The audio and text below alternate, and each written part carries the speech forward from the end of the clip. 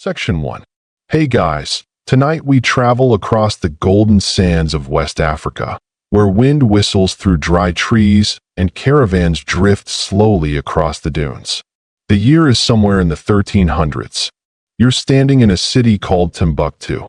Just the name alone sounds like a lullaby. It smells like date honey, warm leather, and parchment drying in the sun. The air is so dry, even your yawn feels dusty. A woman with silver in her hair and henna on her fingers leans toward you by a flickering oil lamp. Her voice is a low hum, almost swallowed by the wind. One day, she tells you, a child of Mande blood will rise richer than even the pharaohs. But he will have to choose, gold or the soul. You don't understand her fully. You're just a child. But you watch as she dips a finger into the sand and draws a shape, somewhere between a crown and a camel. She laughs softly to herself and tosses a handful of salt crystals into the fire. They pop and sparkle like tiny stars. Then she hums a lullaby, and the night slips gently into your bones. So, before you get comfortable, take a moment to like the video and subscribe, but only if you genuinely enjoy what I do here. And let me know in the comments where you're listening from, and what time it is in your part of the world.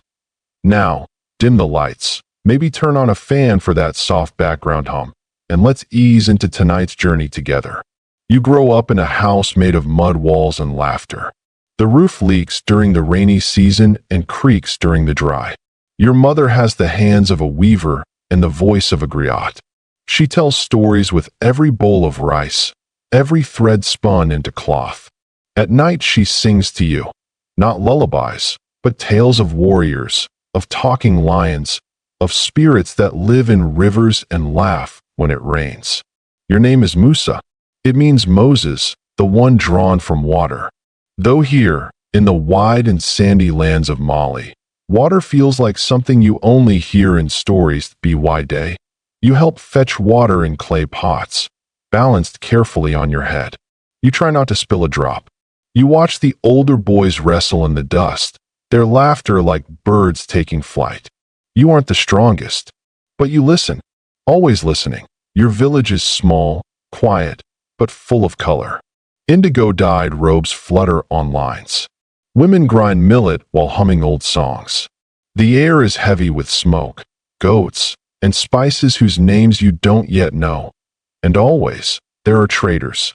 From the north, with camels and turbans, bringing stories of lands where the sand touches the sea. From the east, with scrolls and beads and salt. From the forest to the south, bringing cola nuts and thick cloths. Mali, even from your little corner of it, feels like the center of the world. Sometimes, at dusk, you climb a small rise outside the village. You sit with your knees drawn up, chin resting on them, and you watch the stars. You know their names. Not just the big ones everyone knows. No, you've made your own names for them. The spear of the sky, the bent woman, the hunter's pause. You think, maybe, the stars are watching you back. Then one afternoon, as the sun begins to droop behind the baobab trees, men arrive. They are tall, serious, and draped in fabrics that shimmer faintly even in dust. One carries a spear tipped in carved ivory. Another has a scroll tucked under his arm. The third, older than the rest, steps forward. He calls your name, not with familiarity, but with formality. Musa, he says. The king is departing. You blink. What king? They mean Mansa Abubakari too. Ruler of Mali. Master of 10,000 cities. Rich beyond reason. They say he's leaving. On ships. Heading west into the sea. Searching for lands no one's ever seen. It sounds like a myth. But the men are real. And they say you've been chosen. You will rule in his place. The old man says. You almost laugh. You? You're barely tall enough to reach the water gourd on the shelf. But they're not joking. They kneel before you, hands flat on the earth. That it's the strangest thing. Everyone seems calm about this. Your mother just nods once, firmly, and begins packing. A griot arrives to sing your family history aloud, as if to prove your Mande blood is noble enough. It is, apparently. You're distant kin to the royal line. Within days, you're riding in a palanquin, swaying like a date branch in the wind, toward Niani, the capital of Mali that it's unlike anything you've seen. Great towers of mud brick rise like mountains. The river bends around the city like a jeweled ribbon. Markets stretch forever, filled with copper, salt, horses, glass beads, slaves, and more gold than you thought could exist outside dreams. You sit on a bench carved from rosewood, in a room that smells like ink and incense. An old scribe hands you a document. It's the royal seal. You'll sign decrees, he says. You'll settle disputes. You'll ensure taxes are fair. But you start. You are Mansa now. He interrupts, eyes twinkling. Age is a matter for fruit, not for rulers. And so begins your rule, boy. Alone, under stars you used to name in secret, but now they shine for you. Section 2. The palace isn't what you imagined. It's not made of gold or marble or endless stairs. It's made of mud, sun-baked, proud, and cool to the touch. Its walls rise in smooth, rounded towers that curve like sand dunes frozen in time. Inside, everything glows in warm earthen colors, deep reds, rich browns, ochre. There are no chandeliers here. Instead, light filters through pierced screens in intricate shapes, throwing shadows that dance quietly across the walls. The floors are swept with palm brooms. The cushions are stuffed with cotton from the south. At night, the scent of shea oil and cloves hangs in the air like a memory. And you, Mansa Musa, though still more boy than king, sit on a throne made from carved wood and leopard skin, your feet not quite touching the ground. Every morning, you're awakened before dawn by the sound of drums. A single heartbeat at first, then others joining in, until the rhythm swells like a tide. It's not for you specifically, but for the city. Niani wakes with music. You get dressed with help from 3 servants. Your robe is woven from fine cotton, dyed with indigo so dark it looks like the night sky still clinging to your shoulders. Your sandals are stitched with silver thread. Someone places a cap on your head, soft, embroidered, heavy with expectation. Then, you walk into the day like someone wearing a crown made of wind. You try to look confident, but your stomach flips each time a scribe bows or a warrior greets you with, "Oh, Lion of Mali." They don't say it sarcastically. They believe it. You're the lion. Now, the first time you sit in council, you try not to look terrified. Elders sit around you on mats. Their beards are white. Their eyes have seen generations. They speak slowly, carefully, as if each word weighs a stone. They discuss taxes on salt routes, a border disagreement with the Songhai, a merchant accused of cheating a widow. You listen, you nod, and when they turn to you, waiting for judgment, you feel time freeze. But then you remember something your mother once said as she untangled your hair. Listen until the silence tells you what to do. So, you pause, you take a breath, and you decide that it's a small thing, barely a decision at all. But it's yours, and the council approves. No one laughs. No one questions you.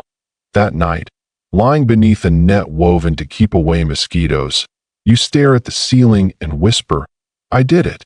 Your voice is so small, even you barely hear it. You think of the old woman from Timbuktu, the one who said you'd have to choose between gold and the soul. You wonder if she'd laugh, seeing you now. Over the following weeks, you learn more than you ever imagined. You learn to read the ledgers, rows of careful Arabic script noting who paid what, how much millet was traded for how many camels, which villages are short on salt. You learn that justice here is not about punishment, but about balance.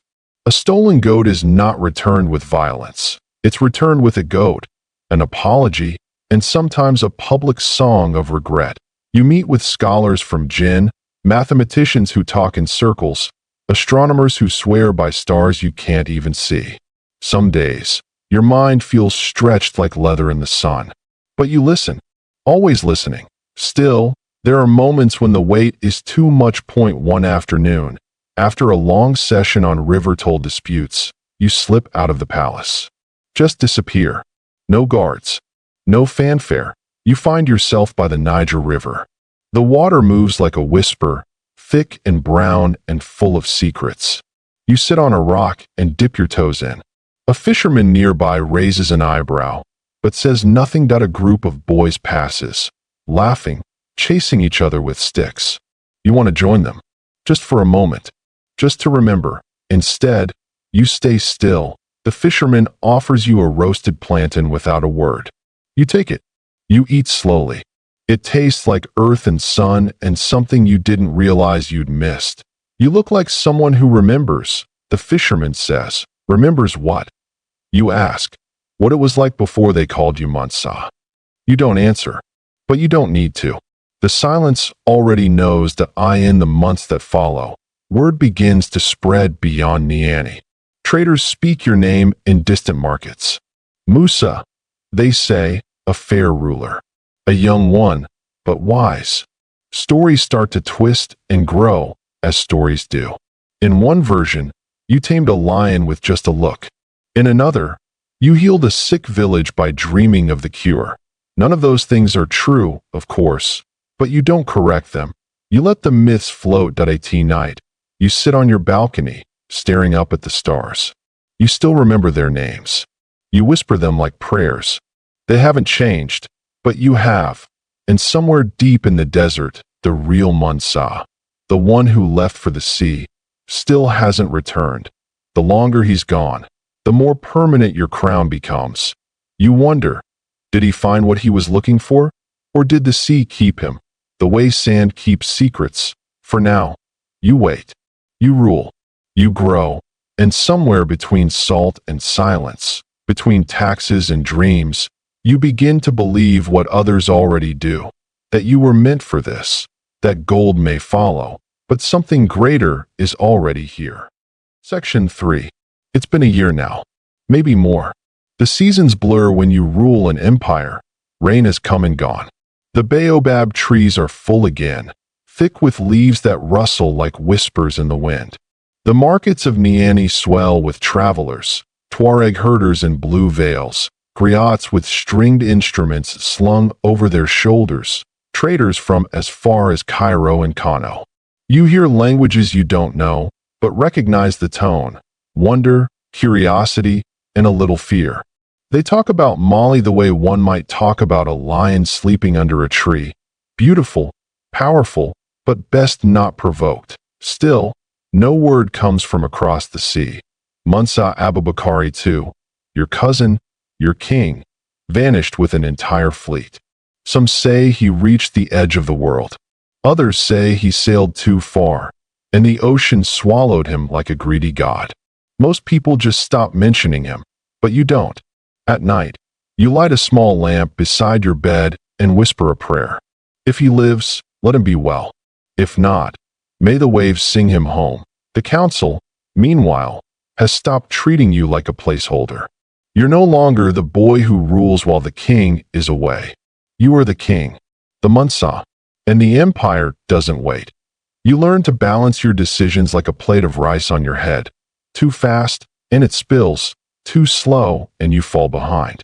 Some days, you feel like you're walking a tightrope between justice and control. One scribe reminds you, gently, a wise ruler listens not only to what is said, but to what is not. It's true. So you start watching the silences. The glances exchanged between elders. The merchant who suddenly starts selling fewer wares. The village that sends half its usual tribute. One morning, you receive a messenger from a desert outpost. He brings a gift, a pouch of gold dust wrapped in linen. It's a thank you. Your new tax decree, which lowered levies on salt traders, has doubled their profits. You hadn't expected it to ripple so far, but it has. Not everyone is grateful, though. You hear murmurs, quiet ones, but steady. Some nobles whisper that you're being too generous to the common folk. That your love for scholars and traders will drain Mali's wealth. That your soft. One even says, under his breath, he rules like a poet, not a king. You think of your mother then. How she used to weave and hum, and pour herself into quiet things. A poet rules with the heart, she once told you. And the heart remembers what the sword forgets. But you don't ignore the murmurs. You invite that noble to dine with you. You ask him about his village, his family, his ancestors. He leaves your table full and silent. You don't hear that rumor again. Still, there's one conversation that won't leave your mind. That it comes during a quiet evening with an imam visiting from Walata. You walk with him through the mosque courtyard, your steps echoing on clay tile. Have you considered the Hajj? He asks gently. The pilgrimage? You replied, he nods. Every Muslim of means must, once in his life. You look up at the stars. A soft breeze carries the scent of spices and wet earth. Yes, you say, I've considered it. But you've considered more than just making the pilgrimage to Mecca. You've dreamed of it. Not quietly, not vaguely, but in rich, specific detail. You see yourself crossing the desert in a sea of gold-cloaked travelers. You picture the Kaaba shining in sunlight. You imagine scholars, kings, and common folk staring in awe as you, Mansa Musa of Mali, arrive in splendor. It's not vanity. It's legacy. You want them to know Mali.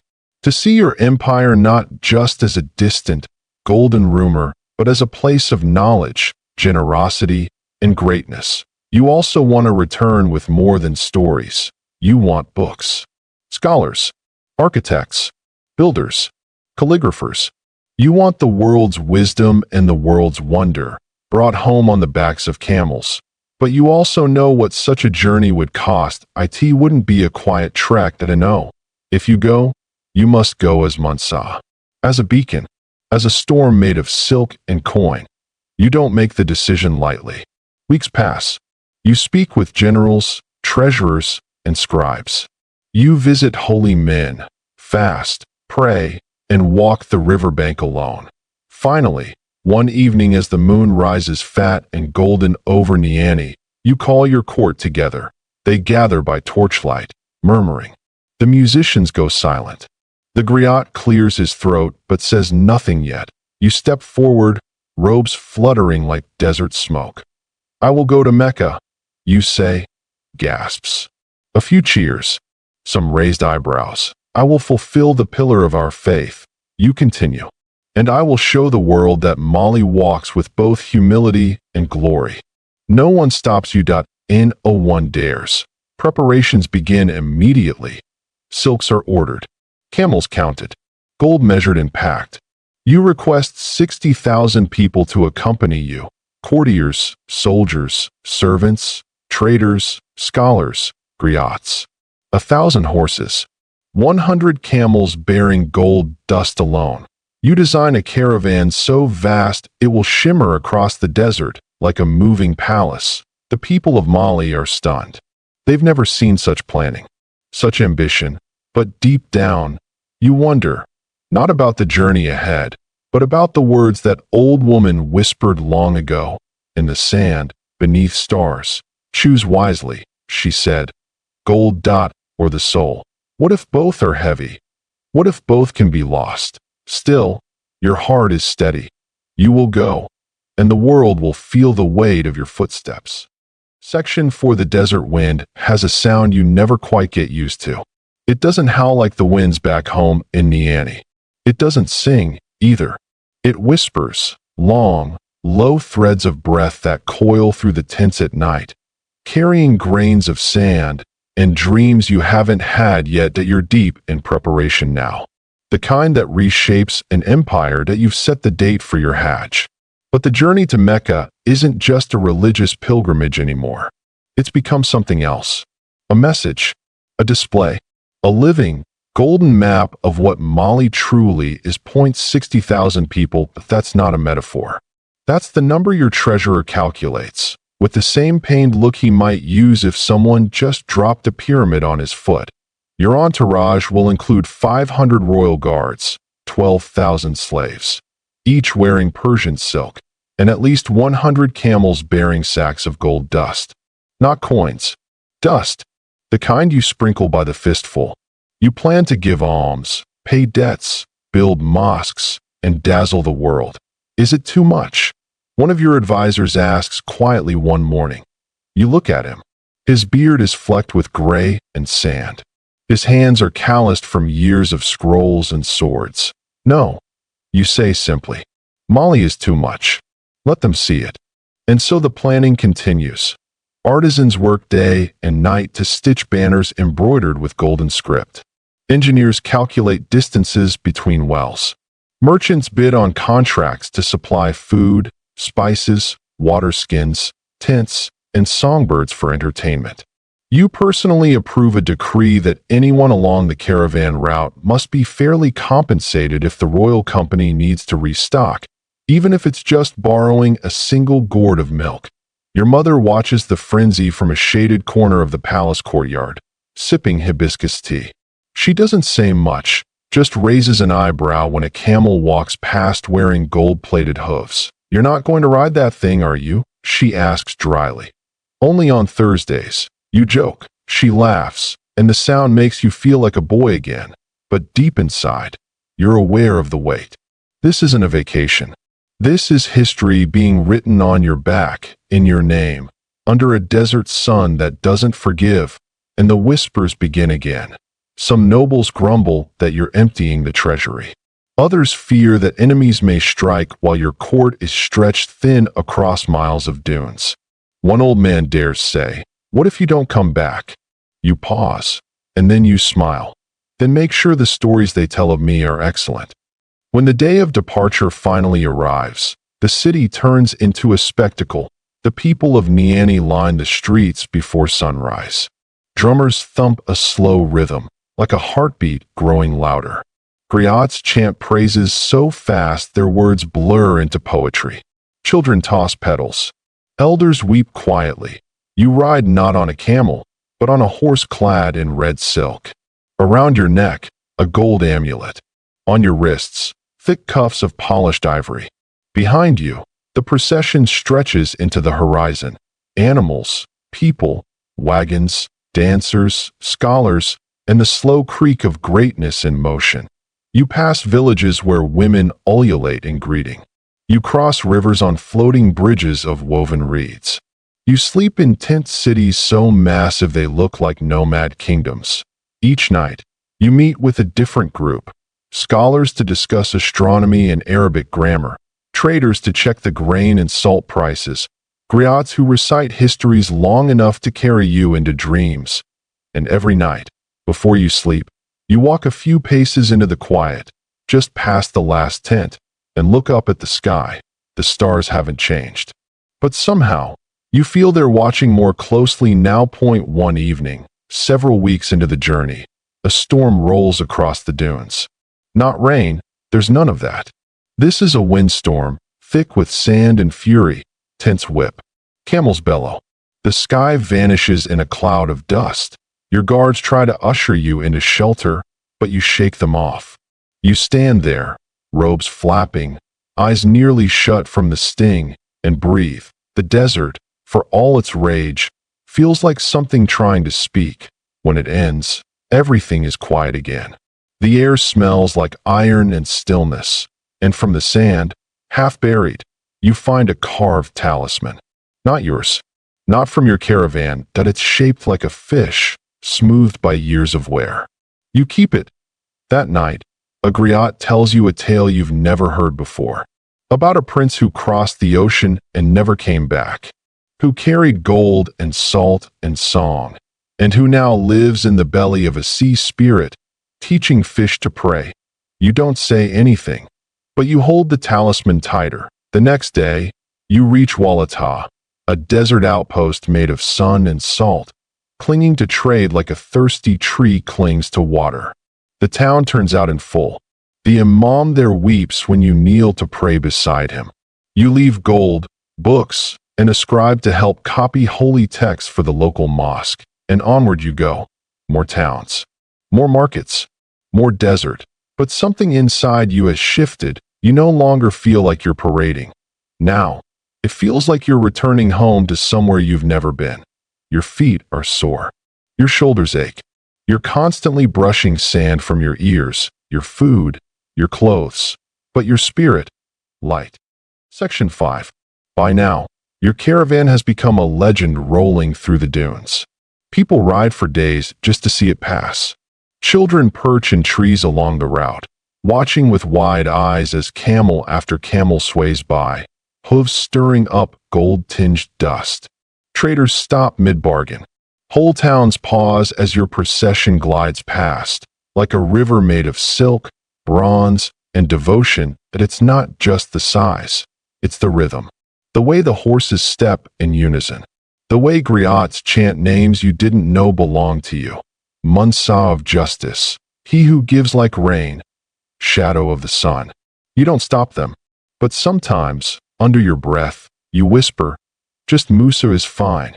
You're somewhere between Tagaza and Tuwat now, skimming the northern edge of Mali's vast holdings. The desert has become your ceiling, your floor, your blanket. You've learned its moods. You recognize its silences. You can tell a soft dune from a sharp one just by the wind's pitch. And yet, nothing prepares you for Cairo, because Cairo is not a city. Cairo is a universe. You approach it at dawn, and it seems to rise out of the earth. Minarets stretching skyward like fingers in prayer, domes glinting with the first kiss of sun, streets that twist and tangle like stories. Your scouts ride ahead to announce your arrival. But when the front edge of your caravan reaches the city gates, the rear is still a day behind. You dismount, and the ground feels almost too solid beneath you. After weeks on sand, the city's stone feels heavy, final, like you've stepped into someone else's dream. The Sultan's representatives greet you with formality. They bow, not knowing how else to respond to a man who arrives with hundreds of servants and animals dripping in gold. They offer you quarters, generous ones. You decline the palace, requesting instead a series of private homes strung together in the merchant quarter. You say it's for privacy, but really, it's to avoid arrogance. Still, humility can wear velvet too.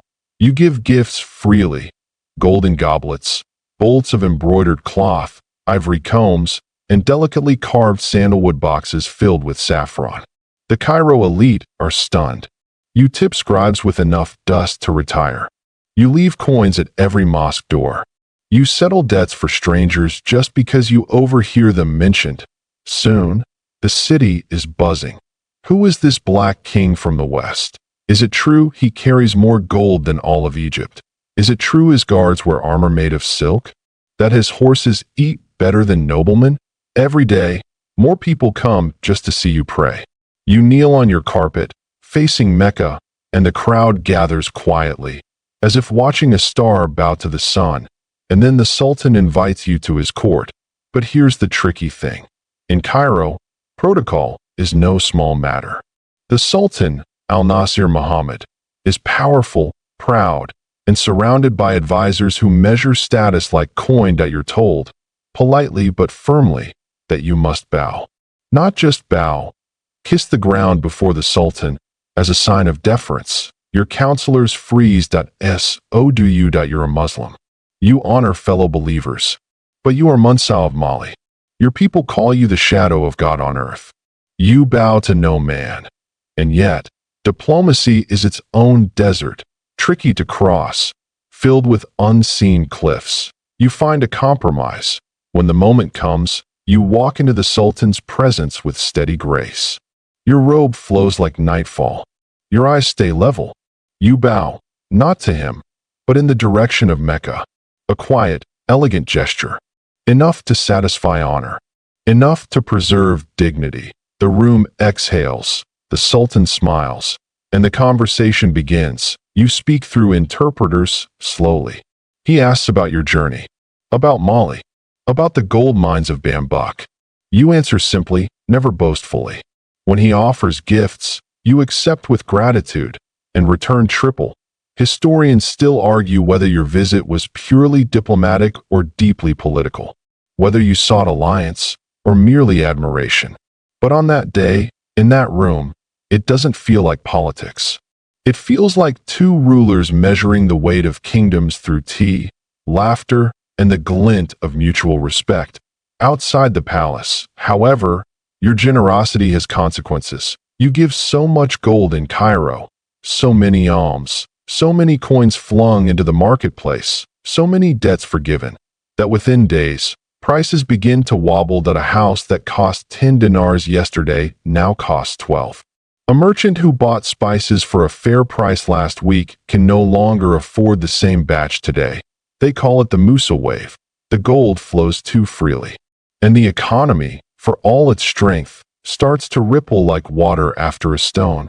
You don't notice at first. You're still distributing coins like blessings, but your treasurer does that. He comes to you, holding a scroll, his fingers trembling slightly. "We must slow down," he says quietly. You listen, and this time, you agree. You begin to give more thoughtfully. Not less, but differently. Structured, targeted. A new mosque here, a library there. Payment for builders, funding for teachers. You offer interest-free loans rather than direct gifts. The markets begin to settle, but the legend has already begun. They will say for years afterward that the king of Mali made gold fall from the sky, and that it took a generation to clean it up. But you sleep soundly, knowing that for the first time, people thousands of miles from Mali now know your name. Musa, Mansa, Pilgrim, Lion. Section 6. By the time you leave Cairo, your name echoes across domes and minarets like a prayer. Musa, the Mansa, the one who bent the market with kindness, the one whose gold made prices tremble, the one who prays 5 times a day and gives with both hands. Your caravan departs at dawn, just as the city's first call to prayer lifts into the pale morning. You don't look back. The city fades behind you, but the eyes of its people seem to follow. For some, you were a curiosity. For others, a miracle that you're headed east now, toward the Hijaz, toward the holy city, toward Mecca, but between you and the Kaaba lie valleys, plateaus, more cities, and a heat that has no mercy. The caravan tightens. The wagons are packed more deliberately now. Food and water are monitored closely. You pass through oases that feel like dreams, places with palm trees, sweet wells, and stone pools where camels finally sink to their knees and rest. Each night, you host councils beneath the stars. You sit with scholars to discuss astronomy, law, and theology. You host young poets eager to recite verses they've written about your journey. You always listen. You rarely interrupt. And when they finish, you thank them, even if their rhymes trip over themselves like tired donkeys. One evening, a child recites a line that makes you pause. The sand does not forget who walked upon it. You repeat it, slowly. It's true that you've left footprints across an entire continent, and the wind will carry them long after you're gone. At last, after months of movement, the mountains of Hijaz rise like jagged teeth against the sky. Your caravan begins to quiet. There is a reverence now, heavier than gold. Even the animals seem to move more softly. The city of Mecca unfolds before you, not with grandeur, but with grace. It's not large. It's not covered in gold. It doesn't glitter like Cairo, but it hums with something older than wealth. You dismount, you remove your sandals, and you walk, barefoot, into the city of the Prophet. The Kaaba stands before you, simple, perfect, wrapped in black cloth like a secret. You feel your heart slow, then quicken, then slow again. You bow. You pray. You are no longer king. Not here. Here, everyone is the same. A pilgrim, a believer, a speck before God. You spend weeks in Mecca, completing every rite of the Hajj. You walk the paths. You drink from the Zamzam well. You stand at Arafat in silence, surrounded by thousands of others, every one of you like grains in a vast prayer. At night, you sleep lightly, not from discomfort, but from awe. One night, during the final days of the pilgrimage, you dream of the old woman from Timbuktu. She stands beneath a tree made of salt and gold. In her hands is a scale. On one side, your gold. On the other, something invisible, weightless, yet heavier. She says nothing. You wake before dawn, the air cool, the call to prayer echoing through the hills. You rise, you pray, And for the first time in many months, you cry, not from sadness, from release, from understanding. After the rites are complete, you do not rush home. Instead, you stay in Mecca as a guest among scholars. You meet with imams, judges, poets.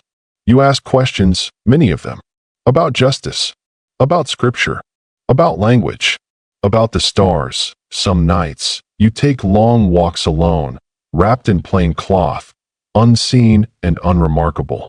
You sit in quiet corners of mosques, just another pilgrim kneeling on woven mats. You speak with a scholar who studied in Baghdad. He tells you of great libraries, buildings filled wall to wall with books, scrolls, diagrams. He describes Baghdad's house of wisdom like a palace of ink and light. You listen carefully, and you ask him, "Would you come to Mali?" He blinks. "To Mali." You nod. "I want to build a place where children read before they ride horses, where girls recite poetry, where men discuss the stars and forget to argue." He smiles, and he says yes. You begin recruiting, quietly, respectfully, but with purpose. You ask architects, librarians, astronomers, calligraphers, translators. You ask them all the same question: "Will you come to Mali?" Some laugh. Some hesitate. Some say yes without a second thought. You begin to gather them like rare spices. You know your return home won't just be a triumphant parade. It will be a delivery of minds, of methods, of possibilities that on your final night in Mecca, you sit alone in the courtyard of the Grand Mosque. The stars above are familiar. You whisper their names under your breath, your names for them, from the boy you were before. You thank them. You promise them that what you've learned here, you will not forget.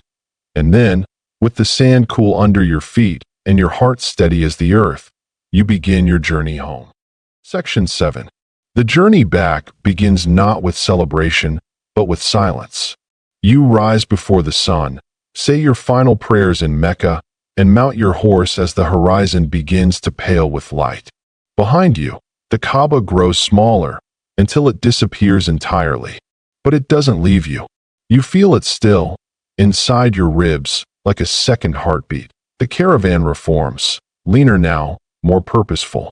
Some of the entertainers, the fringe traders, the hangers-on from Cairo have drifted away, but in their place ride scholars and artisans, carrying scrolls, tools, books wrapped in lambskin, and diagrams of domes and stars. Mali has not only wealth now, it has vision. But the return path is no gentler than the one that brought you. The desert is still the desert. Unapologetic. Days of baking heat give way to nights so cold you wrap yourself in 2 cloaks. A sandstorm strikes near Medina and buries 3 wagons overnight. A camel steps on a scorpion and throws its handler into a rock. You pause for a funeral, brief and dignified, then continue on. You visit Cairo again, briefly. The city remembers you. This time, you walk its markets with less ceremony, more intent. You visit a calligrapher who draws the Quran so precisely that each letter seems to breathe. You offer him gold. He offers you a binding method made from fish glue and bark. You smile. Even gold must learn something new. You say. You pass through Alexandria, then veer westward into the desert that it is during this stretch that your dreams grow strange. One night, you see your cousin, the former Mansa, standing on a beach made of glass. He smiles, but says nothing. A single wave crashes, and he vanishes. Another night, you dream of Timbuktu, except it's floating above the river, lit by lamps that burn with no oil. A girl sits on the roof of a library, reciting verses to the stars. You begin to write these dreams down. Your scribe grows used to seeing you stir before dawn, scratching thoughts into parchment with ink made of soot and milk. Some of your guards whisper that you've become a mystic. Others say the desert is taking its toll, but you know better that you're becoming something else. Not just a ruler, but a builder, the planter of futures. One evening, as the caravan rests near an oasis ringed with ghostly acacia trees, you meet a Tuareg elder. His face is folded like linen, and his eyes carry storms. You share dried dates, and he tells you something you will never forget. Do not measure your kingdom by how wide it stretches, but by how long its name is spoken. You nod slowly, he continues. And gold? It speaks loud. But memory? Memory whispers for centuries. Back on the trail, your caravan becomes a school on the move. Scholars hold lessons at night by lantern glow. Children gather around diagrams in the sand. You sit in often, not as Mansa, but as student. You struggle with Arabic grammar. You mix up terms in astronomy. One night, a young scholar gently corrects your pronunciation of a star's name. You laugh and ask him to teach it again. When he hesitates, unsure whether to correct a king, you lift your hand. Every king must be wrong sometimes, you say. The boy grins, word spreads, and just like that, Mali becomes the kingdom where a child might teach a king. As you near the Sahel, the terrain changes. The sand grows patchy. Thorn bushes rise from the earth like tiny fists. The heat shifts, less dry, more dense. The sky becomes lower, heavier. Rain threatens. You cross into Tagaza again, the salt town, but this time you don't stay long. The workers there, white with salt dust, eyes rimmed red from wind, bow low as you pass. You leave behind a decree: shorter shifts, better tools, and rest days every new moon. You also leave a card of dates, carefully wrapped in palm leaves. They've seen too much salt, you say. Let them remember sweetness. Your advisors nod. Your guards murmur in agreement. But the scribes write it down, word for word. When at last the green returns, the thick smell of river reeds, the sight of baobab trees heavy with fruit, the sound of drums in the distance, you know you're close. Home. But home is not still. Word of your approach has spread. Villages along the riverbanks hold feasts. Griots stand on hilltops, shouting your name to the wind. Elders beat drums not in welcome, but in pride. Children paint their faces gold, their eyes wide with the idea of you.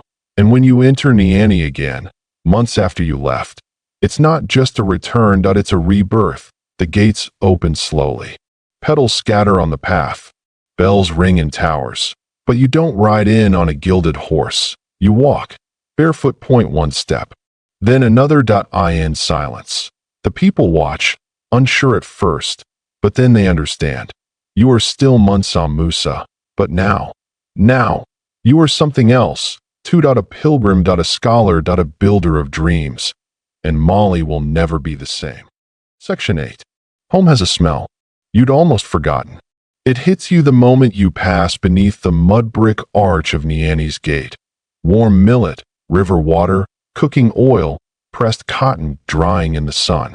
There's smoke, too, soft, sweet, drifting up from incense burners hidden along the road, where someone's thought to light 1,000 small fires in your honor. And behind it all, the scent of rain and waiting. The kind of heavy air that hugs your skin and whispers, "Welcome back." Your procession is modest, by your standards. A few hundred remain from the original 60,000. The rest have scattered, settled, or returned home by other paths. What you bring back isn't quantity, it's gravity. The people sense it. They don't cheer when you return, not at first. They watch, quietly, like they're waiting to see what version of you has come back from the sands. And you let them. You don't speak from balconies. You don't throw gold into the crowd. You walk the city as a man, a ruler, but also a witness, one who's seen what other kingdoms look like, who stood beside imams older than his country, who's eaten dates in Damascus, prayed beside Ethiopians, and watched the stars above Mecca melt into morning. The palace is the same, mostly. Still cool. Still made of carved mud and quiet corners. But it feels smaller now, not in stature, but in purpose. It's no longer the center of the story. The city is, and so, you begin to shape it. You summon your builders, your architects, your scribes. You bring out the scrolls drawn in Hijaz, the diagrams copied by lantern light, the sketches gifted to you by Persian architects and Yemeni masons. And you say, "This is what we will build." You start with a library, the first in Mali, You choose a spot not far from the river, where the air stays cool and the ground is solid. The scholars you brought from Cairo helped design it. Long hallways of clay brick, niches carved into walls, rooms arranged by topic: law, astronomy, medicine, poetry. You decide every student will get their own writing mat. Every teacher will be fed at state expense. Every book copied by hand, with margins wide enough for notes. The people whisper, "A palace for paper?" You smile that they'll understand soon. Next comes a mosque, not just for prayer, but for instruction. You build it wide, low, and firm, using local clay, reinforced with palm beams, then shaped into elegant curves by Abu Ishaq, the architect you brought from Granada. He teaches your builders how to smooth mud until it sings, how to mix crushed eggshells with lime for brighter finish. He laughs when you ask for golden domes. Mud first, he says. Gold later. The mosque grows quickly, the way good things do when enough hands believe in them. Men from nearby villages come to help without being asked. Women send baskets of food. Children carry water in bowls balanced carefully on their heads. The call to prayer rings out before the roof is even finished, and still, you're not done. You found a university. You call it Sankor, named not after a king or a saint, but after a neighborhood. You want the people to feel it belongs to them. To all of them, it begins modestly. A few classrooms, a dozen students. But the teachers are scholars from Mecca, Cairo, and Fez. The first lessons are in Arabic, but you quickly add Songhai, Fulani, and Mande. You want the scholars of Mali to speak many tongues, to carry many truths. Lessons cover the Quran, but also mathematics, law, medicine, philosophy, astronomy, even music theory. You create a rule. Every student must learn to teach. Every teacher must remain a student. It's not perfect. Nothing is. Some nobles bristle. We were not consulted. They grumble. You invite them to sit in on a lecture. One leaves with tears in his eyes after hearing a poem about justice that rhymes in 4 languages. Still, not all resistances bend easily. You begin hearing grumbles about gold, that you've spent too much, that you've returned with books instead of soldiers, that Mali was feared, but now it's merely admired. You call a gathering, not in the palace in the mosque. You invite everyone, nobles, traders, potters, griots, goat herders. You stand before them in a simple robe, no crown, no sword, and you say, "Gold makes a kingdom rich, but wisdom makes it last." You pause, then fear passes, but admiration endures. A silence follows, deep and long, then a griot begins to hum, a slow melody. Others join, and just like that, the resistance begins to melt, slowly, not entirely, but enough. You create new laws. Some are practical, reforms on trade routes, punishments adjusted for fairness, land disputes resolved through rotating councils of elders. Others are poetic. You decree that every village shall appoint one child each year to memorize a poem. You create a public festival where students debate in the town square. You order every judgment written down, twice, once in formal script, once in storytelling style, so even those who can't read still understand. You become known not only as the richest man in the world, but the one who made literacy a royal pursuit.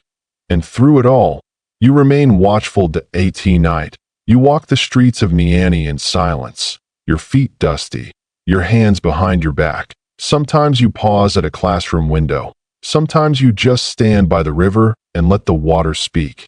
And it does. Not in words, but in rhythm. In time. In the slow unfolding of a kingdom no longer just rich in gold, but rich in mind. Section 9. By now, the world knows your name. Letters arrive from faraway caliphs, sultans, even from Christian kings curious about this empire in the West that rides on rivers of gold and sends scholars home more eloquent than when they left. A delegation from Morocco arrives bearing gifts. Carpets so fine they seem woven from air, scrolls bound in silver thread, and a question so delicate they write it in verse. How did a land once known for salt become a place where wisdom spills like water? You don't answer immediately. You send them home with books, let them read your reply. Your dream of Sankor begins to bloom beyond your expectations. The school now holds over 200 students, and the courtyard hums with debate even as the sun reaches its highest, hottest point. You build shaded walkways lined with benches where scholars argue about stars, soil, and scripture. There's a rumor that one student calculated the precise height of the moon by measuring its reflection in a bowl of milk. You never find out if it's true. You don't need to. The point is, people are imagining, and in your heart, you begin imagining something too. A network of learning centers across Mali, each rooted in the soil and spirit of its town. You envision teachers traveling between them like bees, cross-pollinating ideas. You imagine girls, not just boys, with slates in hand and dust on their fingers, reciting proverbs alongside the names of constellations. You don't get to build them all. Not yet. But you plant the idea. And ideas, like seeds, sometimes bloom after you're gone. Still, not everyone is thrilled. The gold mines in Bambuk are producing less. Traders from the East complain that your coinage is being devalued. Too many gifts, they say. Too many donations, too many free books, and not enough taxes. You summon your treasurer to arise with a face that says, "I've slept less than you." You both review the ledgers.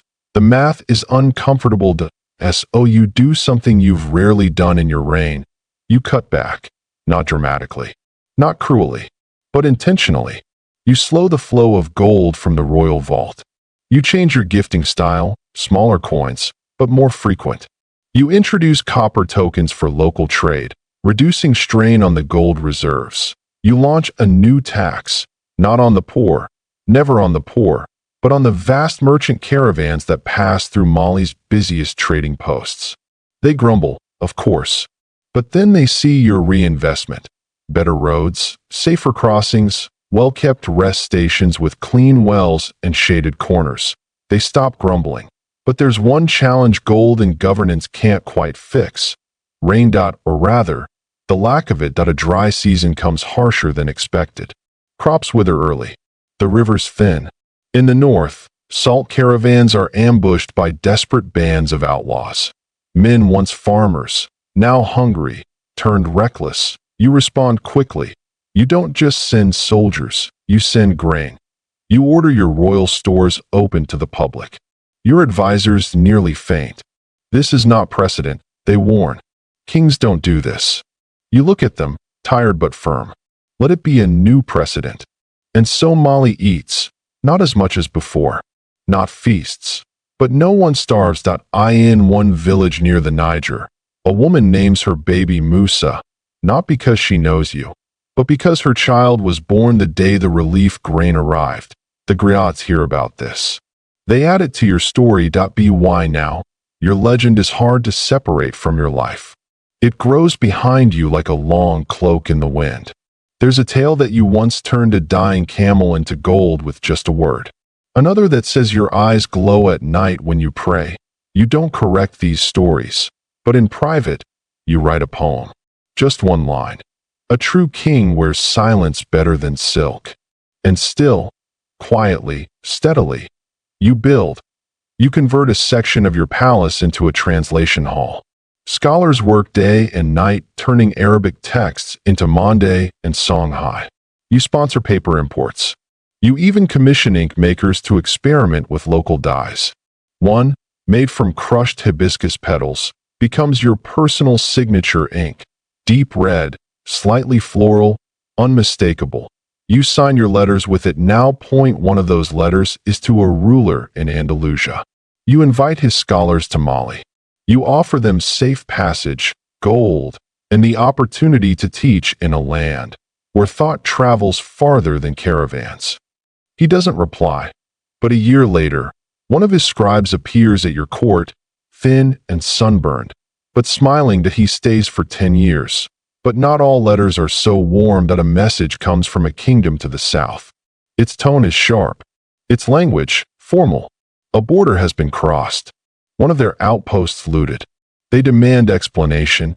You investigate that it wasn't your army, not your command, but it was a band of former soldiers, disgruntled, exiled, carrying your name as shield that you're furious, but also thoughtful. This is what power does. It echoes in mouths you don't feed, in hands you don't recognize. So you act quickly. You write to the Southern King. You offer not only compensation, but apologies in 3 languages, and then you send him books. A quiet gift. It works. No war comes. Just silence, the peaceful kind. And that night, as you sit in your study, you think of your old dreams, before the crown, before Cairo, before Mecca. You were a boy watching stars. Now, you are a man planting them. Section 10. It begins, like so many important things in your life, with a drum. Just one. A slow, measured thump that rolls through the courtyard like a distant heartbeat. You pause in the middle of dictating a letter to a university in Fez. The scribe looks up from his scroll, pen suspended mid-air, another drumbeat. Then another. By the third, you're already on your feet, because you know that rhythm. It's not for ceremony, not for celebration. It's for counsel. Something has happened. You reach the chamber quickly. The other elders and commanders are already gathering, robes rustling, brows furrowed. A messenger waits just inside, coated in dust, lips cracked from travel. He bows before you, barely able to speak. Finally, he gets the words out. Raiders. From the south. Not bandits. Not starving farmers. Trained. Organized. You listen in silence. They struck a village on the Bonny River, he continues. Took livestock. Burned the granary. Left messages in the dirt. Symbols. Not ours. You nod. Anyone hurt? He hesitates. Yes, he says. You dismiss the chamber. Quietly. Calmly. Once outside, you sit beneath the old tamarind tree in the palace garden. The branches sway above you like arms trying to pray. You think that you've ruled for years now. You've seen drought, inflation, and even rumors of insurrection. But this is something else. Something coordinated. The next morning, you send scouts. Riders you trust more than you trust your own shadow. Their orders are clear. Find the source. Do not provoke. Do not engage. Just learn that in the days that follow. You prepare the city, but not with panic. You don't summon your full army. You don't parade warriors through the streets. Instead, you call together builders. You ask them to reinforce grain storage, fortify outposts, dig extra wells. You meet with griots, asking them to spread stories of unity and patience, not fear. And then you do something no king has done before. You invite the public to council. Not all at once, of course, but in rotating circles. Traders, women, youth, elders from the outer provinces, even skeptical nobles. You ask them the same thing. What do you see? What do you need? What do you fear? They speak, hesitantly at first, then more freely. And you listen. Your generals are nervous. You give the people too much voice. One warns you not. Exactly enough, you reply, and then the scouts return. The raiders are from a breakaway faction in the forest south of the Niger. Not just rebels, ideologues. They believe Mali has lost its strength, that your libraries are weakness, that your soft hands have loosened the grip Mali once had on its rivals. Their leader? A former commander, trained in your army, exiled 2 years ago for brutality. You remember his name. You remember his trial. You remember choosing not to execute him. Now, his followers number in the hundreds. Maybe more. Your council urges retaliation. A show of force. Send the army. Burn the rebels' camps. Show no mercy. You think of your pilgrimage. You think of Mecca. You think of the woman who drew a crown in the sand and whispered, "Choose wisely." You choose peace first. You send envoys. You offer amnesty. A place at court. A seat at the table. You offer to listen. And in return, they send back your messenger. Alive, but blindfolded. His message, Strength listens only to strength. So, finally, you act, not out of rage, but responsibility. You summon your generals, your guards, the veterans who've stood by you since before the hatch. You tell them, we do not strike to punish. We strike to protect. Then you do something that surprises even them. You lead the army yourself, not from the back, from the front. The campaign is swift. Your soldiers are trained, disciplined, and loyal. But so are the rebels. The IT is not a glorious war. It is not a war filled with songs. The IT is a necessary one. After weeks of pursuit and 3 major clashes, their camps fall. The rebel leader flees into the forest. His lieutenants are captured. And then, the unexpected point, one of the rebels, young, thin, barely more than a boy, asks to speak with you. He's brought in chains, but he stands tall. You could have killed us all, he says. But you didn't. No, you reply. I want you to live long enough to learn something. He hesitates, then nods. I want to learn. You order his chains removed, and then, another unexpected moment. Point, one of your scribes asks if he can teach him to read. The rebel blinks. Why? Because someday, the scribe replies, you might write the better version of this story. Word of this spreads. In days, more captives ask for paper. Some ask for Qurans. Point 1. A girl who joined the rebels only to protect her village asks if she can study medicine. You send her to Sankor. And just like that, rebellion becomes something softer, not forgiven, but transformed. The rebel leader is never found. Some say he fled east. Others say he lives in the jungle, plotting. You choose not to chase ghosts. You return to Nyenai. Your garden. Your tamarind tree. You sit beneath it, wind whispering through its branches, and think of the war. It did not make you more feared, but it reminded your people why you are respected, not because of gold, not because of armies, but because of how you choose and how you change. Section 11. The rains come back, not in a whisper, but in a roar, sheets of water crashing down from a swollen sky, pounding rooftops, filling cisterns, flooding roads. Children squeal and dance half-naked in the streets, arms raised like branches, letting the sky baptize them anew. The elders nod quietly, eyes toward heaven, murmuring thanks under their breath. For weeks, your palace grounds are soaked. Mud creeps through courtyards, and frogs sing from unexpected corners. You don't mind. The water brings life, and Molly drinks deeply. It feels like renewal. A full cycle. The rebellion has faded. The schools are growing. Trade has stabilized. And now, the land gives back. You walk through the market alone one morning, robed simply, accompanied only by a single guard who keeps his distance. People recognize you, of course, but they don't shout. They smile. They offer greetings with lowered eyes. A woman presses a dried fig into your palm without a word. You pass a young girl teaching her brother how to write in the dirt. She's drawing circles, lines, dots, Arabic script. She glances up, sees you watching, and grins shyly. You kneel beside her, trace a letter with your finger, and whisper, "That one's tricky. Even I got it wrong once." Her eyes go wide. You smile, stand, and keep walking. That moment stays with you all day. You return to the palace and order a new law, that every village shall be given writing slates, and chalk, and a small stipend for someone, anyone, who can teach. The scribes raise eyebrows. "We don't have enough teachers." "Then we will make teachers," you reply. You summon the elder griots of the empire, the memory keepers, the walking libraries. You bring them to Sankor, offer them stipends, food, a place to stay. "You will not stop singing," you say.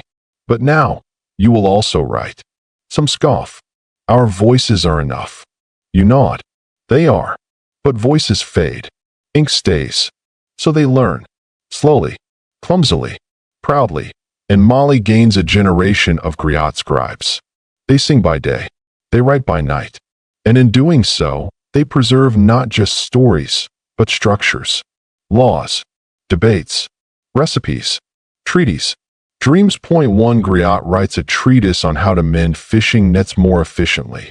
Another transcribes lullabies from villages so small they don't appear on maps. You read every one dot, and slowly, a new idea forms. Not just a library.an archive, not just of kings. Of everyone. You dedicate a chamber in Sankor. You name it the Room of Many Voices. Its walls are lined not just with books, but with mats for oral recitations. Its shelves hold poems, proverbs, folk cures, rainfall records, wedding chants.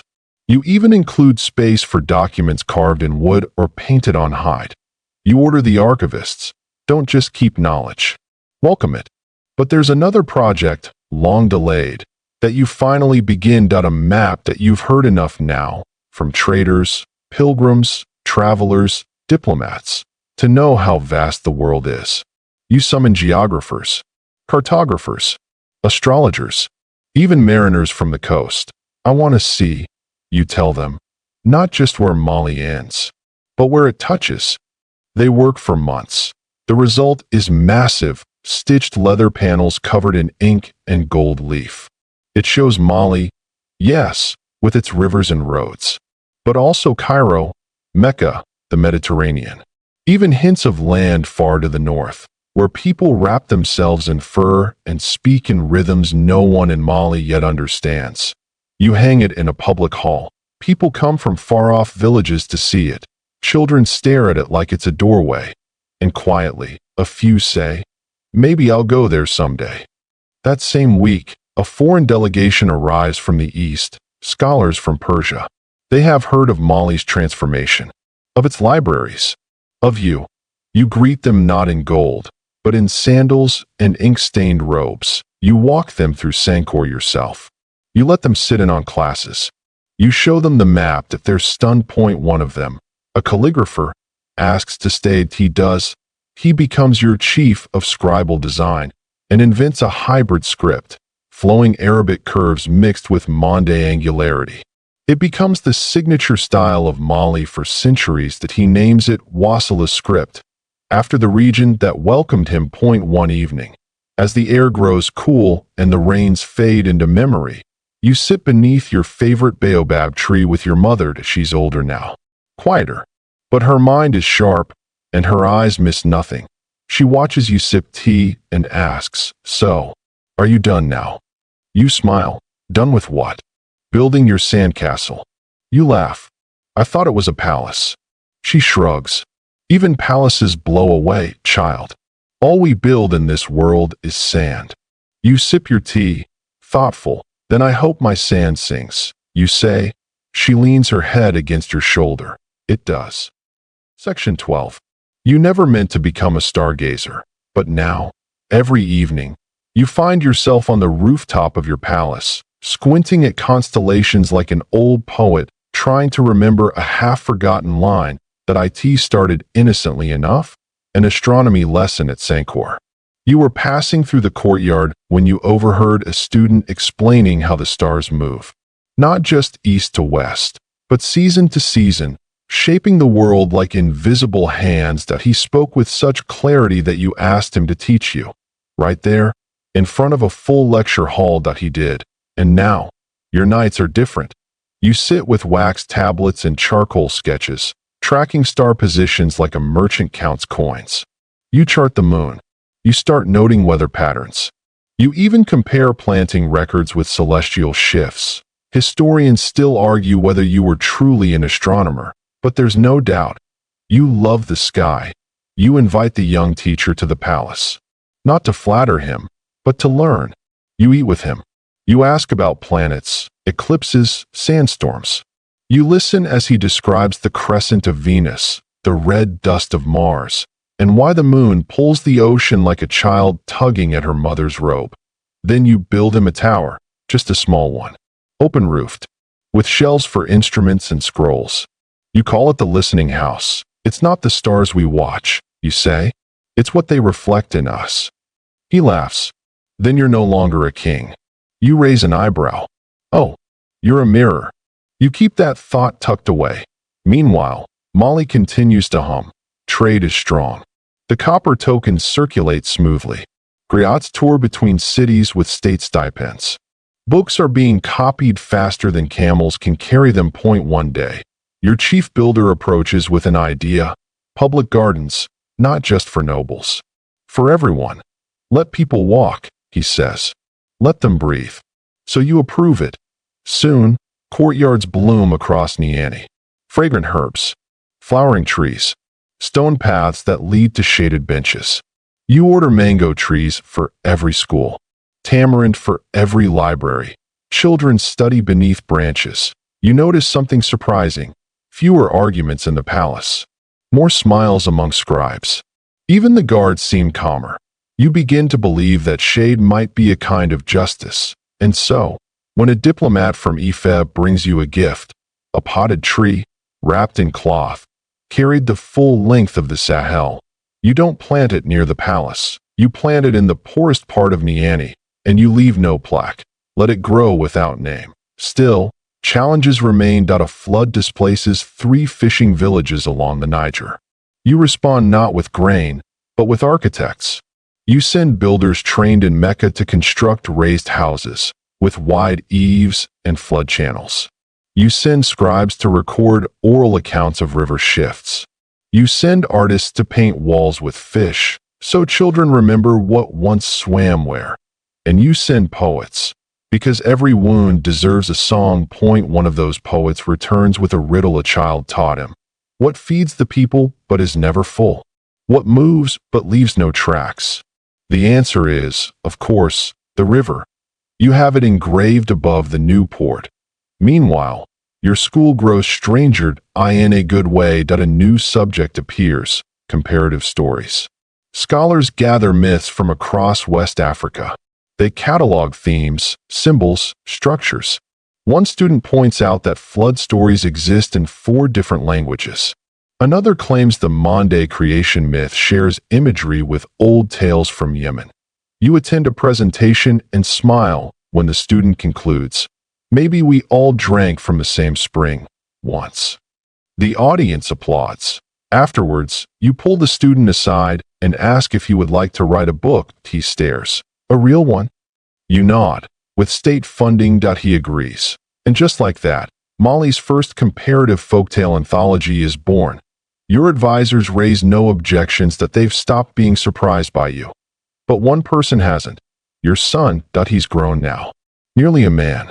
Proud, sharp-eyed, restless, and recently, more vocal. He watches you govern with books and gardens and poems, and one day he asks, "Father, when will you rule like a king again?"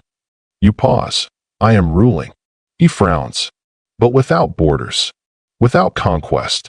You look at him, not unkindly. "Mali has borders, you say?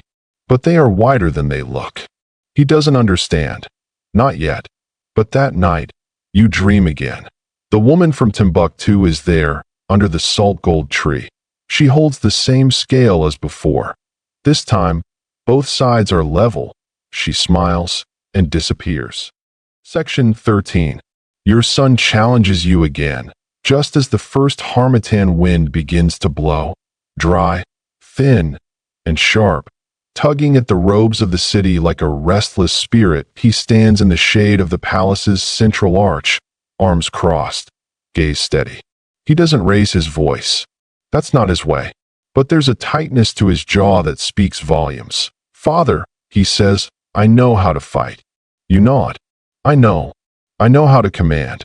"Yes. I should lead the army." You pause. "Do you want war?"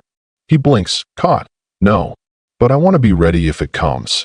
You take a deep breath.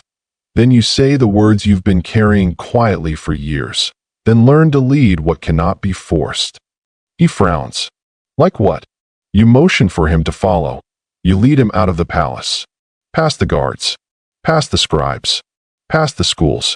You walk for nearly an hour, silent, as the city shifts around you. Familiar smells, familiar voices. Chickpeas frying in oil. Children laughing.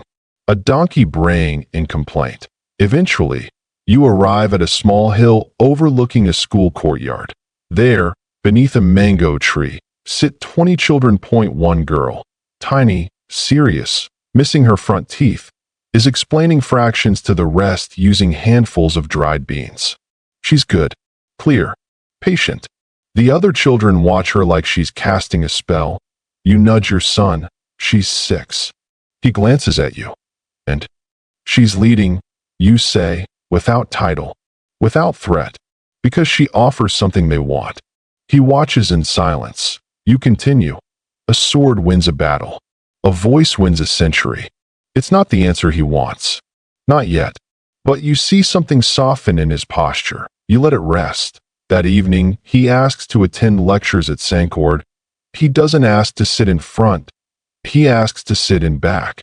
Progress. Elsewhere in the empire, things shift too. A delegation arrives from Gao, a city to the east, full of ambition and river dreams. Its leader, a cousin of sorts, seeks audience that he speaks with honeyed tones but firm intent. We admire your schools, he says. We admire your roads. But Molly grows fat, and fat things invite teeth. A warning, not a threat. Not quite, but enough. You offer a toast instead of a rebuttal. Then you send gifts back to Gao. Teachers, maps, books, even a water engineer. You do not divide the fruit. You later tell your council. You grow another tree. Then you tighten Molly's eastern patrols anyway, cautiously, quietly, just in case. Still, not everything is tension. You host your first Feast of the Questions, a celebration of curiosity, open to all. Students from across the empire submit their most unusual, unruly, and unanswerable questions. Some are silly. If a lion wore shoes, how many would it need? Some are strange. What color is silence? Some are profound. Is justice the same when no one is watching? You select a dozen, not to answer, but to share. You read them aloud before an audience of 3,000. Then, you sit down and listen. The crowd debates, laughs, argues, claps. That it becomes an annual tradition. And across Mali, even in villages where books have yet to arrive, people gather each year to wonder aloud. Meanwhile, the royal court gains a new and unexpected member, a man from far south, beyond the forest line. He arrives barefoot, carrying only a carved staff and a scroll made of bark that he claims he's a healer. Says he follows stars, not maps. Your advisors are suspicious. You are not. You invite him to speak. That he doesn't charm. He doesn't flatter. But he tells a story about a tree that hums when lightning strikes the far side of a mountain. He tells it well. So you offer him a position, not as physician, not as magician, but as listener of the unusual. His job? To document oddities, superstitions, things too slippery for science, too stubborn for faith. That it sounds strange. But within a year, he has compiled 3 scrolls of phenomena your scribes can't explain. Point 1 involves a lake that glows. Another, a woman who sees sound. None of it is verified, but all of it is written down. You realize then, the role of a king is not always to believe. Sometimes, it is simply to record remembered leave behind a map, not of facts, but of wonder. Section 14. The rains arrive late this year, and the people grow nervous. You try not to show concern, at least not openly. But you've learned over time that rain is not just water. It's reassurance. It's rhythm. And when it doesn't come, the air feels like it's waiting to exhale. You summon your weather scholars. The ones who read clouds and patterns, who compare bird migrations to wind shifts. They frown and talk in cautious terms. It might still come, one says. The sky is considering. So you wait. You pray. You ration. But then you do something else. You call on the griots. Not the old ones in courts, but the wandering ones. The storytellers who pass through border towns, fishing camps, desert outposts. You ask them to spread a simple message. The king watches the sky. The sky sees him back. It's cryptic, but it works. Across Mali, people begin to gather each evening, not in fear, but in attention. They face the sky in silence. as if listening to a sermon made of clouds. That a week later, the rain arrives, not in sheets. Not enough to flood, just enough to loosen the soil, just enough to keep hope growing. In its wake, something strange begins to sprout, not from the ground, but from the people. They start writing weather poems, everywhere. On walls, on cloth, on papyrus, even scratched into wood, verses about thirsty skies, angry wind, gentle rain like a bride's veil. You don't order it, you just watch it happen, and quietly, you order some collected. The archive grows again. But it's not all poetry. Trouble arrives by boat. From the western coast, a cluster of villages near the Atlantic has begun to complain, not of neglect, but of overreach. Too many scribes, they say. Too many taxes. Too many laws made by men who don't fish. You can't ignore it. You travel. You leave Niani with a small group. Just advisors, scholars, guards. No gold parade. No banners. When you arrive, they're waiting. Not hostile, just tired. One elder steps forward and says something that stays with you for years. Mansa, we know you rule. But sometimes you rule with your back turned. So you sit, not on a throne, on the ground, and you listen. For hours, they talk about tides, about fish populations changing, about nets that don't work the way they used to, about scribes who measure taxes in weights instead of waves. You listen until your legs go numb. Then, you ask them to teach you, and they do. They take you on boats. They show you the sea. They explain how wind carries salt, how birds tell of storm, how fish circle back if you wait, not chase. You spend a week there, and when you leave, you change the tax from weight to time. Each village now pays a portion based on fishing days, not harvest weight. That it's imperfect, but it's theirs. And when word spreads, something quiet happens. The Mali's coast begins to call you not just Mansa, but Listener King. You return to Niani to find something unexpected waiting. A giraffe. A real one. Tall, elegant, peering over the palace gate like a curious guest at a dinner party. It's a gift from a sultan in the east, along with 2 chests of amber and a musician who plays water drums. Your people have never seen a giraffe. They follow it around like pilgrims. Children feed it mango leaves. Your mother shakes her head and mutters, "You bring stars and scrolls."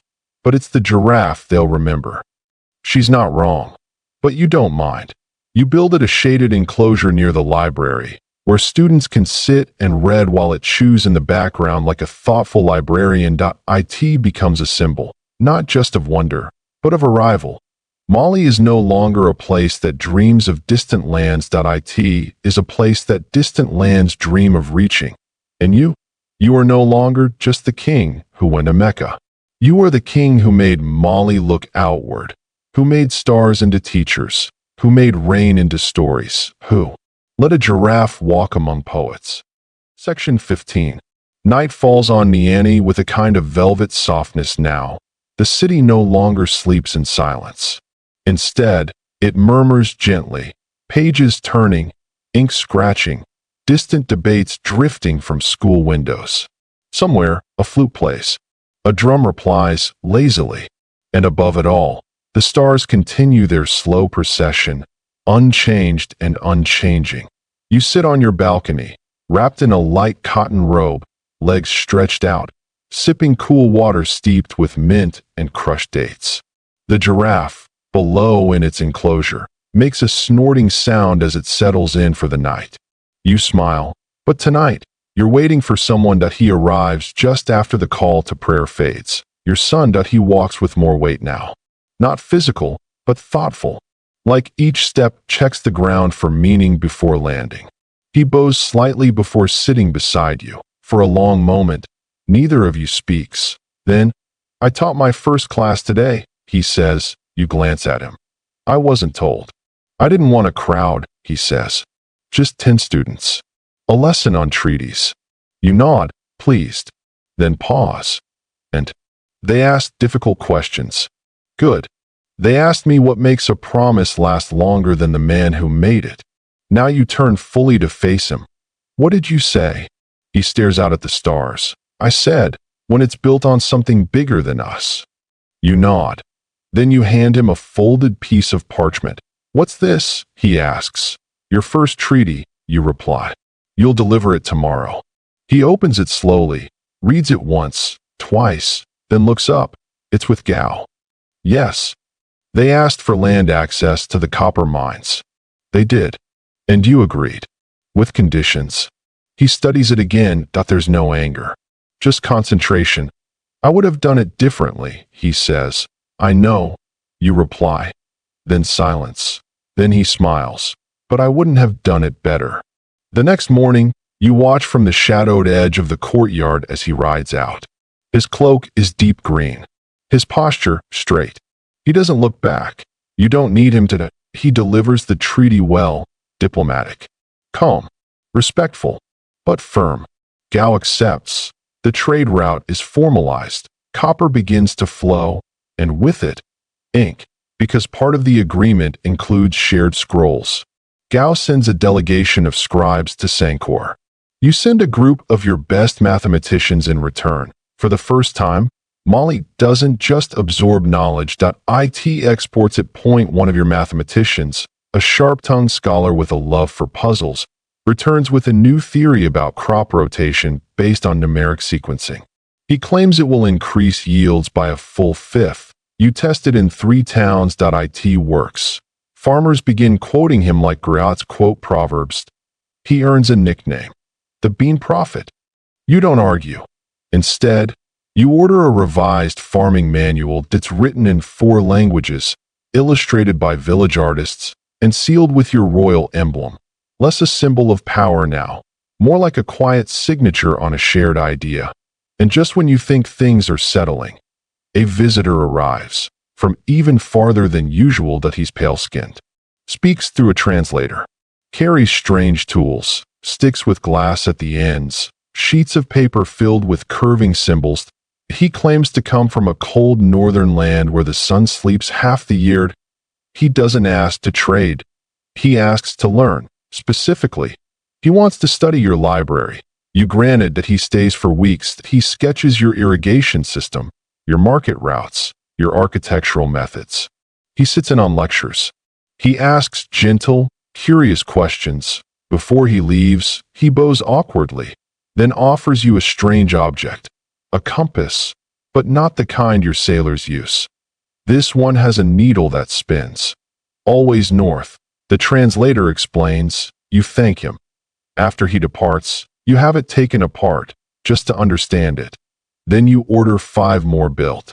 That evening, you walk through Sankor.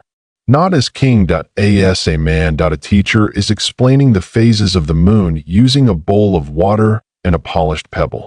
Students gather close, whispering theories, testing shadows. You pause, unnoticed. The teacher smiles, adjusts the bowl, and says, remember, the moon doesn't glow. It reflects.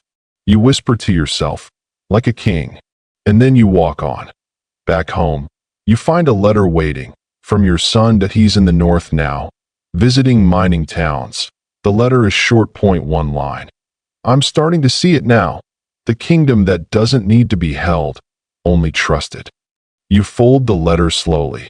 You smile, and for the first time in months, you sleep without waking in the middle of the night to check the stars, because finally, someone else is watching them, too. Section 16. You wake to the sound of birds arguing over a figure. It's a good sound. Sharp, natural, unscripted. One of the few things in your palace that isn't managed by scribes or timed to the hour. You lie still for a while, letting the morning warmth soak into your bones. You've stopped counting your age. There are younger men now to remember numbers. But your knees creak, and your hands are slower with a quill. The world, however, isn't slowing down. Not even close. There's a knock at your chamber door. Your steward enters, bowing deeper than necessary. Messengers from the east, he says. Which east? You ask without opening your eyes. Beyond Egypt. They come with scrolls and spices, and a claim that they've heard of a king who teaches. You smile. Let's not disappoint them. The delegation is large, elegantly dressed, quiet, intensely observant. They study everything: your arches, your irrigation, your guards' formations, even the way your people bow or don't. They stay 3 days and leave behind gifts: clove-soaked parchment, jasmine ink, a small glass orb that shows a map when held up to sunlight. You ask if it's magic. They answer, mathematics. You make a note to learn that trick. That same week, a problem rises, not from borders or drought, but from books, too many of them. Sankor is full. The archives are bursting. Students are copying texts faster than architects can build shelves. The dry air preserves everything. Even notes that began as practice exercises are being found folded into benches, rich with insight.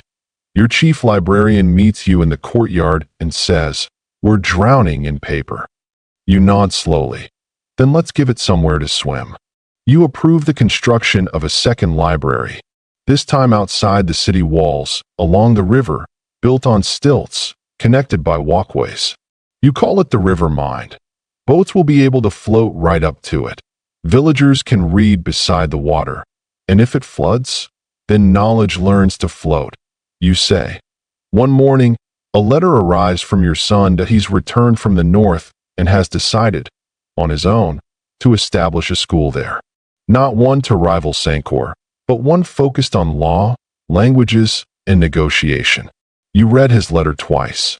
Then you hold it up to the light, as if to check if he's hiding anything between the lines that he isn't. You approve the funding. Then you send him a letter of your own. It contains only a riddle. What is the softest wall?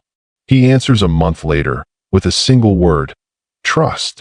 You laugh aloud when you read it. But not everything is letters and laughter. One of your oldest advisors falls ill, the kind of illness that doesn't need explanation, the kind that whispers, "Prepare." You sit with him in the garden. You share hibiscus tea. He's too weak to lift the cup, so you hold it for him. "I never thought," he says, "I'd live to see a king who made books as dangerous as blades." You smile. "I didn't mean to." He coughs. "Doesn't matter. You did. There are children now who will never carry a sword, because they carry stories instead." You nod. "That's the idea." He grips your hand. "Then write mine down, before I forget it." So you do. Right there, with a reed pen and your own knee as desk, you write the story of a man who once suggested you raise taxes on camel routes, who argued against hiring foreign scholars, who tried, for years, to teach you restraint, and who, despite all that, stayed by your side. You write every flaw, every triumph. You hand the pages to a scribe, and you say, "File this under loyalty." Soon after, the council brings you a proposal. Unusual. They want to mint new coins, not gold, but clay, stamped not with your face, but with proverbs, usable only in schools, libraries, and markets that sell books or tools that you're skeptical. Will they trade? They already do, your steward says. Children invented it. Apparently, a group of students started it in Gen. They exchanged handmade tokens in return for homework help, then snacks, then tutoring. Now entire neighborhoods use the system. The tokens are colorful, baked in kills, and stamped with riddles like, "What breaks when you speak it?" The answer, of course, is silence. You approve it, with a smile. Later that week, you walk past the giraffe enclosure. She's older now. Slower, but still graceful. A group of students is gathered nearby, sketching her. One boy, no older than 7, turns to you and asks, "Is it true she came from a dream?" You crouch beside him. "No." You say, "She came from a friend." The boy nods, not understanding, but happy anyway. That night, beneath a moon so bright it bleaches the garden silver, you sit with your ink and parchment. And for the first time in months, you write not for law, or policy, or reports. You write a story, a short one, about a king who planted trees in a land of wind, and waited until they sang. Section 17. The dry season settles in slowly, like an old guest who lingers too long on the doorstep before entering. The air sharpens. The days lengthen. The river shrinks a little more each week. You begin rising earlier, just to catch the few cool breaths before the heat climbs into your bones. But even in heat, Molly grows. The Rivermine Library is complete now, and you go to see it before the sun gets too high. It's more beautiful than you imagined. Mudbrick pillars rising from the water, walkways shaded with woven reed, shelves lined with scrolls that smell like hope. Children read with their feet dangling over the edge. A fisherman ties his boat to a column and reads aloud to his daughter between casts. You stand at the edge, listening to them. And in that moment, you feel something new. Not pride, not relief, but quiet. Inside, like your soul has exhaled.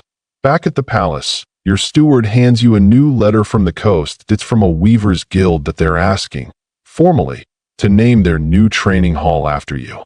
You hesitate that you've avoided monuments, statues, portraits. You've always preferred your legacy to be written in syllables, not stone. But this request is different. The letter ends with a line that catches your eye. You taught us to read patterns. Now let us weave yours.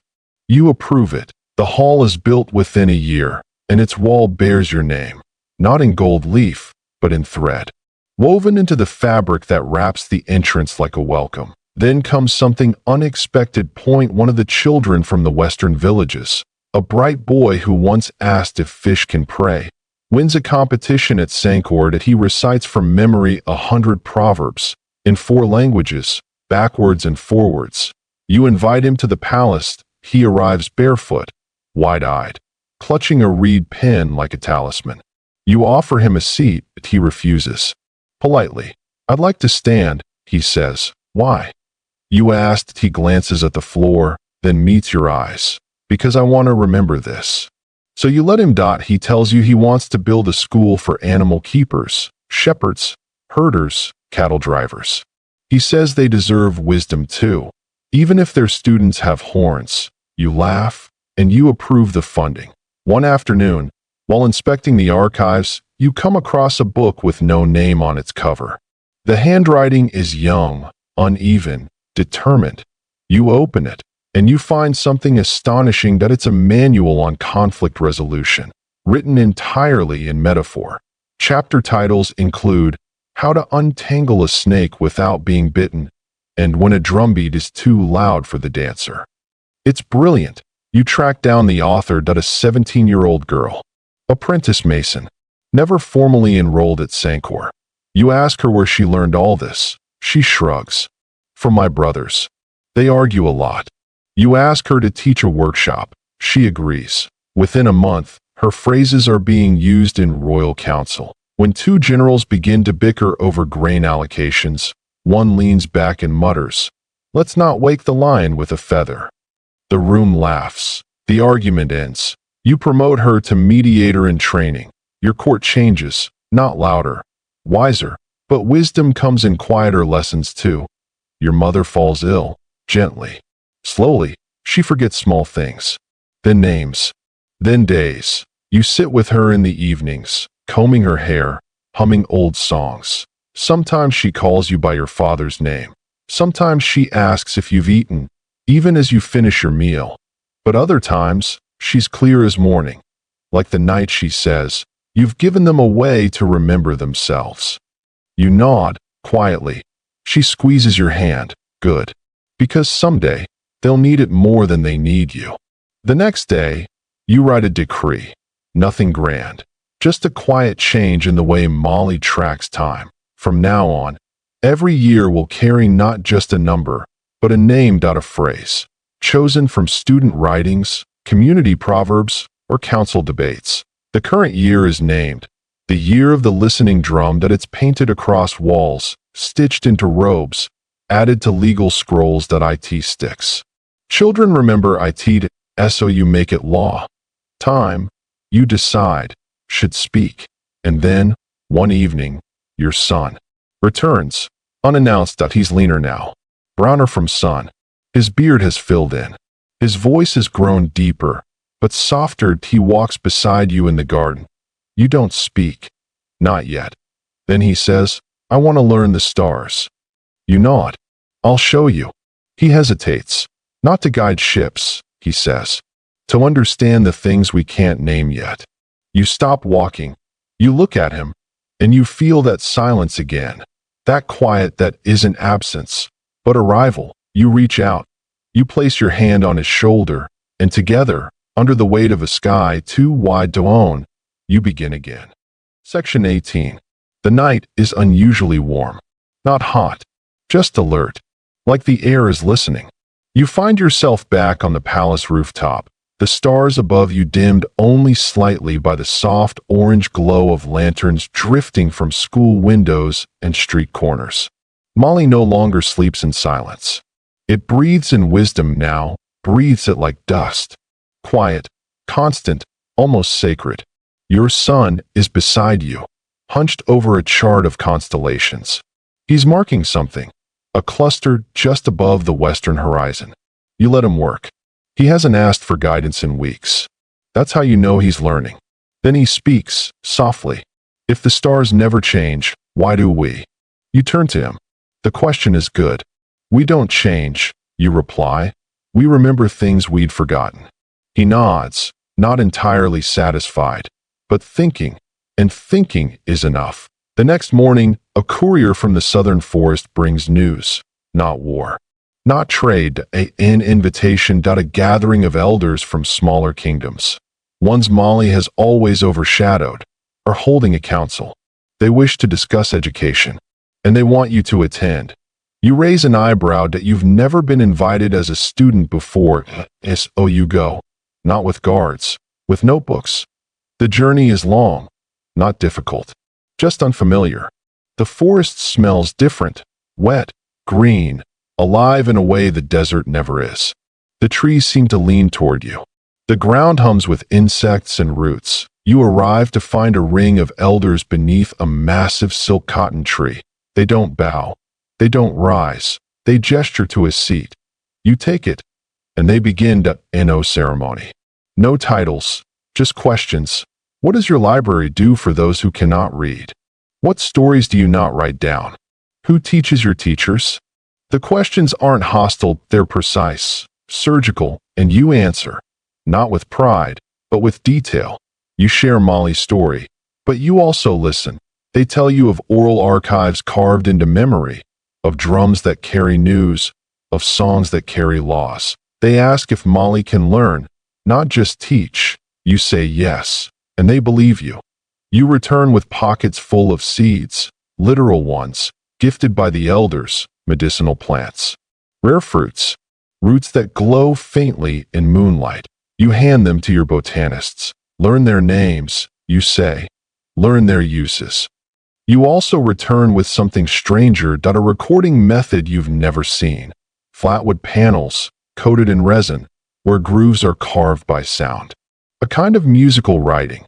You invite the inventor, a wiry man with paint on his knuckles, to stay at Sancord. He agrees. Soon, your scribes are listening, not just reading. They build a new archive, the House of Echoes, where sound is stored. Whispers, chants, declarations, even laughter, especially laughter. That same month, a trader returns from the northern coast with a gift, a mirror, polished silver. Perfectly smooth.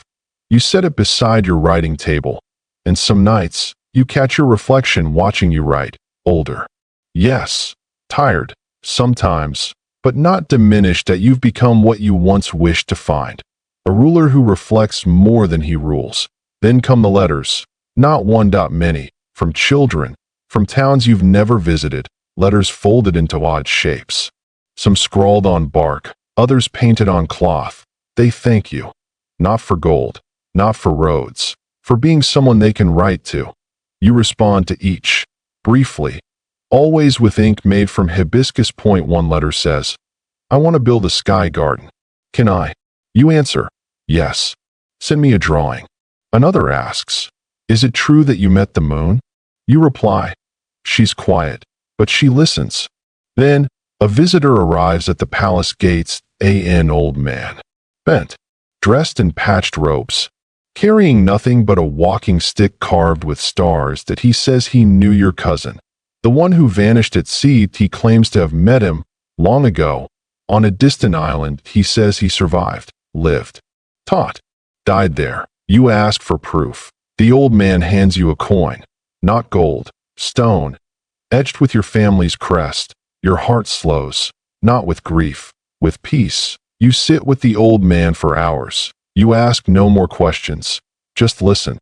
Later that night, you add a new note to your private journal that it says only, some journeys don't return, but they still arrive. Section 19. You awaken before dawn. The sky is still holding its breath, waiting for the sun's first whisper. You light a lamp, not because you need it, but because the flame's soft movement calms your hands. You dress without help. Your robes today are simple, cotton, unadorned, the way you wore them years ago, back when every morning felt like a test. You step outside into a courtyard washed with silence. There is no council today, no guests, no reports. Today, you meet with the future. They gather in a long hall, one you had built with no walls, just pillars, open to the breeze. Birds fly through it sometimes. No one minds. This is your final council. By design, not by necessity, that you've chosen to name a successor. Your son stands at the far end of the room, hands behind his back.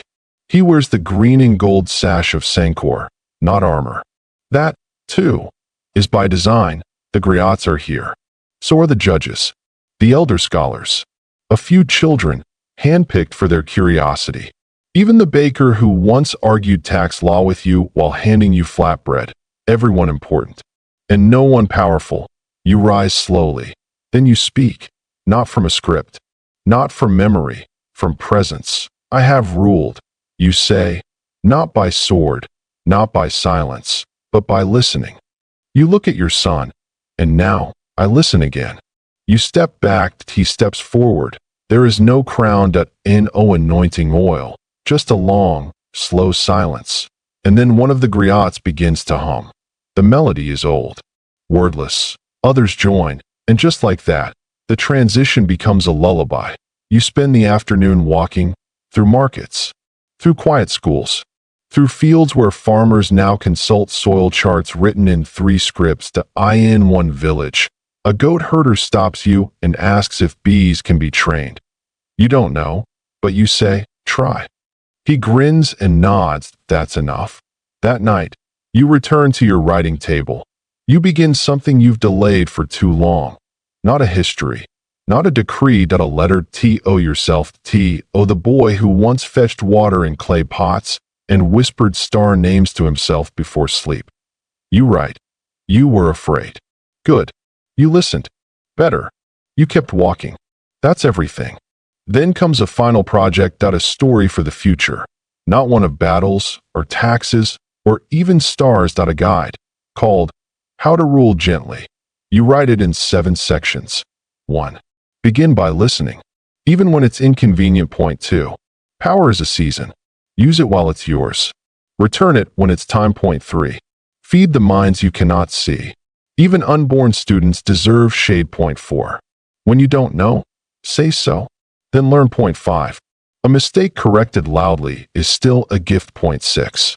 Build where rain falls. Plant where feet wander. Point 7. Let someone else name the era after you. You don't sign it. You place it in the Rivermind library, filed under practices. One last thing. You visit the room of many voices. You sit down with the archivist, a young woman who used to be a baker. You hand her a folded paper. It contains your story, the one you've told no one. About the old woman. The prophecy. The choice between gold and soul. She reads it. She says nothing. She files it under fiction. And you smile. That's fine. Some truths arrive best in disguise. Section 20. The morning arrives like a whisper. No trumpets. No footfall. Just the quiet rustle of wind moving through baobab leaves. The first call to prayer floating gently across the city, and the faint sound of a page turning in a schoolroom somewhere in Niani. You rise slowly. There's no rush. You eat fruit with your hands. You drink water slowly. Your robe feels a little heavier today, not with fabric, but with memory. Today, you say farewell, not to the people, not to the palace, but to time.